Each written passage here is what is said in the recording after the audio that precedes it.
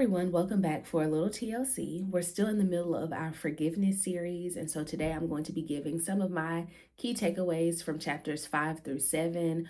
It was collecting the dots, connecting the dots, and then correcting the dots this time. And so that this video is not 10 million minutes long, I'm gonna do I think 7 takeaways, and so hopefully you all will enjoy those and feel free. Of course, we want you to comment your key takeaways as well. Because we're going through this book together. So, these are my key takeaways from chapters 5 through 7 of Forgiving What You Can't Forget. Let's get into it.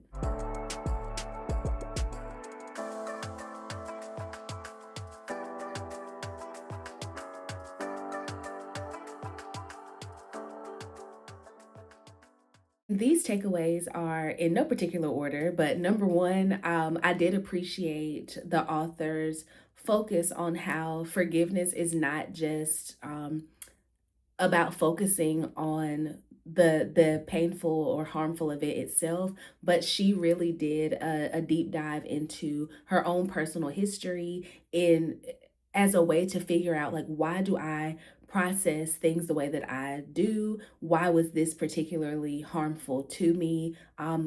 Like, what events have I experienced in my past, or what things from my upbringing caused me to have this particular lens on, like, for this event, and my thoughts about forgiveness and healing and grief and all of that.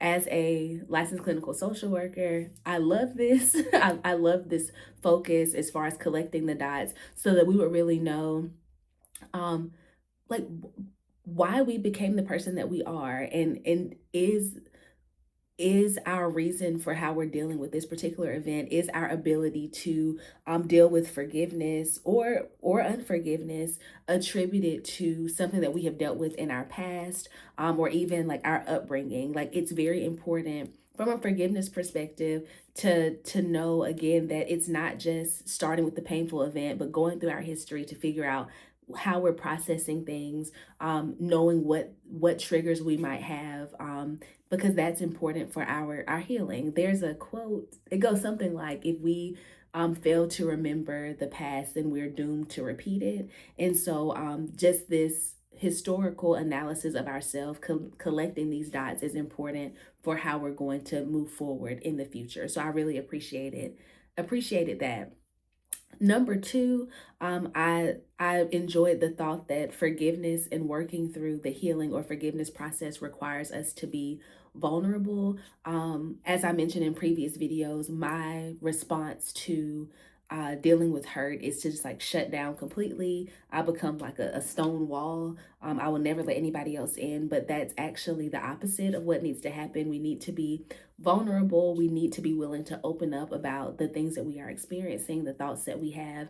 And it does not have to be with the person who hurt us. We should open up to a therapist, a family member, a friend, somebody trusted, so that we can be vulnerable and have a softened heart. Yes, being vulnerable does open us up to being hurt, but that's part of the process. I really loved when she talked about Adam and Eve in the beginning. They were naked, but they were not ashamed. And so we do want to be able to, through forgiveness and healing, get back to that point where we are vulnerable, we are open, and we are not ashamed, because we know that the Lord will never allow those who love him, who are following after him, to be put to shame anyway. So I appreciated that. Number three, and this was a big one for me, was this reminder that people are not what they do, they are who God says they are. And so the author talked a lot about like reframing our thoughts about ourselves and constantly reminding ourselves that even if someone did do something harmful, it does not make them any less of a child of God. In fact, the author talked about how it helped her to see her husband in a different light when she realized that the things that he did, even to hurt her, were really a result of him not feeling like he was acceptable.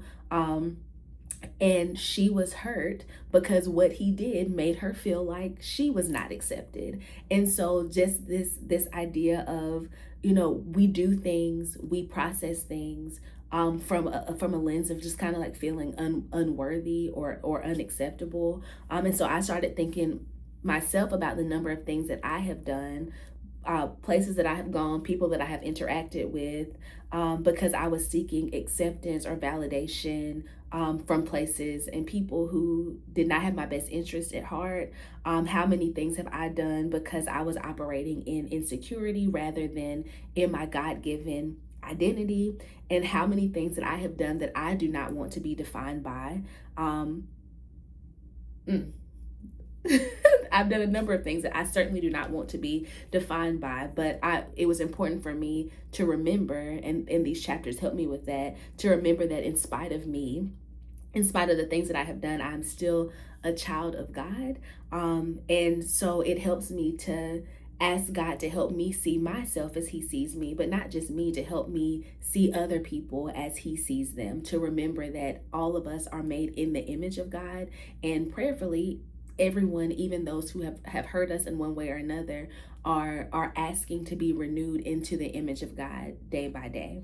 So that really helped me with this idea of forgiveness, just remembering that this person is a child of God too, and because of that they are worthy of forgiveness, and really speaking that over them rather than saying you're horrible, you are this thing that you have done, because they're not. They're still a child of God. Number four, um, which I think I've highlighted in videos past, is just like forgiveness does not mean that you shouldn't grieve. There are expectations that were not met. There is harm that was done, and so you should grieve. But it's important for you to not just stay there in that grief process. So just remembering it is okay for you to grieve. It's okay for you to need to heal. Forgiveness is not negating any of those things. Number five, a key takeaway that I loved was this quote that says, "Everything lost that we place in the hands of God isn't a for isn't a forever loss." So just this reminder that our suffering has a purpose. There's a purpose behind our pain, and I really like the idea that even if we lose something, if we experience something because our own selves or somebody else was not operating in the will of God, um, it can still be redeemed once we turn the thing over to the Lord. And it just reminds me of the scripture that says, the Lord does work all things together for the good of those who love Him and are called according to His purpose. That means the good things, the bad things, those things that we can't figure out, like how we're supposed to feel about them right now. Even those things God can work together for our good. And another part of that was a quote that says, "We can't change what we have experienced, but we can choose how the experiences change us." So it has a purpose, and we have to remember that. Just remember that it does have a purpose, and that nothing that is lost, nothing that we place into the hands of the Lord is truly a loss, because He's able to do something with it. The sixth thing that I will take as a takeaway, it's so hard because there was so much in these chapters, um, is just this reminder that, like, if we don't appropriately heal from our various experiences, then we're always going to be seeing things in a negative light, or from this broken lens.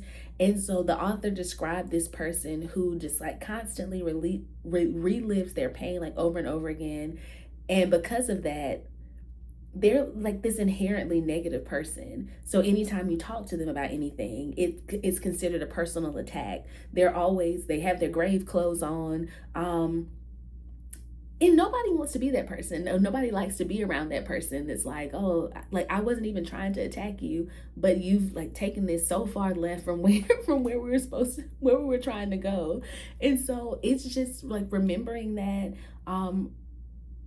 kind of like we should dwell upon the positive things, and want to come from a healed place so that we can love properly, so that we can process information properly, because if we don't, we're just gonna be down bad. We're gonna be down bad. Essentially, we're gonna always be negative. And I love the quote that says, "The experiences I have affect the perceptions I form. The perceptions I form eventually become the beliefs I carry. The beliefs I carry determine what I see. My eyes can only see what's really there unless the perceptions informing my vision change what I believe and I see." Um, I don't want to be seeing everything from a negative lens because I have not appropriately processed and healed from the experiences that I've had, negative or positive. I do truly want to be seeing what is true. I want to be seeing what is good, what is noble, because that's what I'm choosing to focus on. There's so many scriptures that talk about the importance of our mind, and so I do want to take captive every thought that is contrary to the will of God, and make it subject to Him, so that I am viewing things from a healthy place, and not being that person who can't accept criticism, that person who constructive criticism, that person who cannot love right or even receive love, because I never changed my mindset, because I'm still operating out of a place of hurt. And my last takeaway, which is going to be 7 part. No, I'm just kidding. My last takeaway that I will lift up for you all is this process that helps us to change our perspective. And so she talked about number one, pain. So acknowledging what happened, who did it, and how it made you feel. Number two, acceptance, recognizing that it happened. I can't change what happened, but it already happened. So that's acceptance. And number three is perspective. So learning the lesson from it and figuring out how you can move forward in a positive way. So again, that's pain, acceptance, and perspective. And what I loved about this is that she didn't put a time frame on it, like, oh, like you're supposed to magically be healed from the pain after 2 days, or whatever else. But she did emphasize that and I think she gave some good advice about, sitting with your feelings and trying to make sure that you spend the most time on the perspective piece rather than the pain piece. So, the goal of forgiveness, the goal of healing is always that you are moving towards having a positive perspective, and not that you're just sitting with your pain and wanting people to have the consequences, because that's going to keep you in this kind of negative spiral. Oh, that was a lot. I know that was like a million takeaways. So, but the main things are one, remembering that your thoughts about forgiveness and healing don't start with the actual event. We have to do some type of processing back into our history. Um, Forgiveness is going to require us to be vulnerable. People are not what they do, they are who God says they are. Forgiveness does not mean that you should not grieve. Um, all pain has a purpose, all suffering has a purpose, and anything that happens to us is not in vain. The Lord can do something with it and turn it around for our good. um we want to be a positive, healed person so that we can appropriately process information and experiences. We don't want to be the negative Nancy in the room. And number seven, there's a process: pain, acceptance, and perspective. But we always want to make sure that we are moving towards having the positive perspective and learning the lesson from every single thing that we experience.